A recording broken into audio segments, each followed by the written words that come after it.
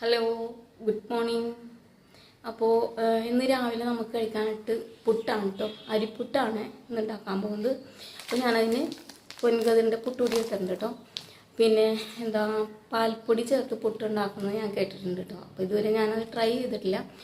അപ്പോൾ ഇന്ന് കുറച്ച് പാൽപ്പൊടി ഇവിടെ ഉണ്ട്, അത് വെച്ചിട്ട് പാൽപ്പൊടിയും കൂടി ചേർത്ത് പുട്ട് ഉണ്ടാക്കാമെന്ന് വിചാരിച്ചു.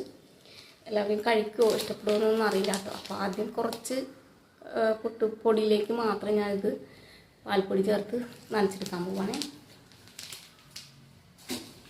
ഇത് ഈ പാൽപ്പൊടി കുട്ടികൾക്ക് കൊടുക്കുന്ന പാൽപ്പൊടിയാണ് കേട്ടോ, ഡെക്സോലാക്കാണ്. അപ്പോൾ കുറച്ച് ദിവസമായിട്ട് പിള്ളേർ ഇത് കഴിക്കുന്നില്ല. അപ്പോൾ ഞാൻ അവിടുത്തെ പൊടിയിൽ ചേർത്ത് വെക്കാമെന്ന് വിചാരിച്ചു. അപ്പോൾ കുറച്ചെടുക്കട്ടെ കേട്ടോ.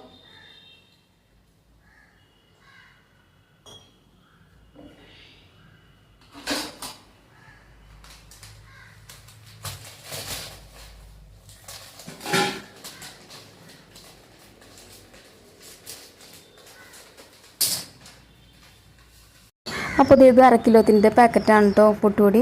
അപ്പോൾ അതിൻ്റെ പകുതി എടുക്കുന്നുണ്ട്. പിന്നെ ആവശ്യത്തിനുള്ള ഉപ്പും ഒരു 4 സ്പൂൺ പാൽപ്പൊടിയും കൂടി ചേർത്ത് കുഴച്ചെടുക്കുന്നുണ്ട് കേട്ടോ.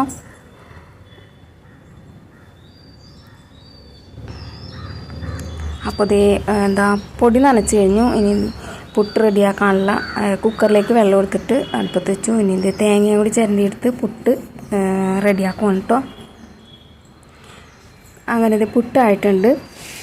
അപ്പോൾ കഴിക്കാനായിട്ട് പഴമാണ് കേട്ടോ. അപ്പോൾ ഇത് പഴവും പുട്ടും കട്ടൻ കാപ്പിയും എല്ലാം കൂടി മോന് കൊടുക്കുവാണ്. അവന് കൊടുത്ത് നോക്കി അതിൻ്റെ ടേസ്റ്റ് അറിഞ്ഞിട്ട് വേണം ഇനി ഇതുപോലെ ഒന്ന് ട്രൈ ചെയ്ത് നോക്കാനായിട്ട്. അപ്പോൾ ഇത്രേ ഉള്ളൂ കേട്ടോ ഇന്നത്തെ വീഡിയോ ഇഷ്ടപ്പെട്ടെങ്കിൽ ലൈക്ക് ചെയ്യണേ. Okay, by.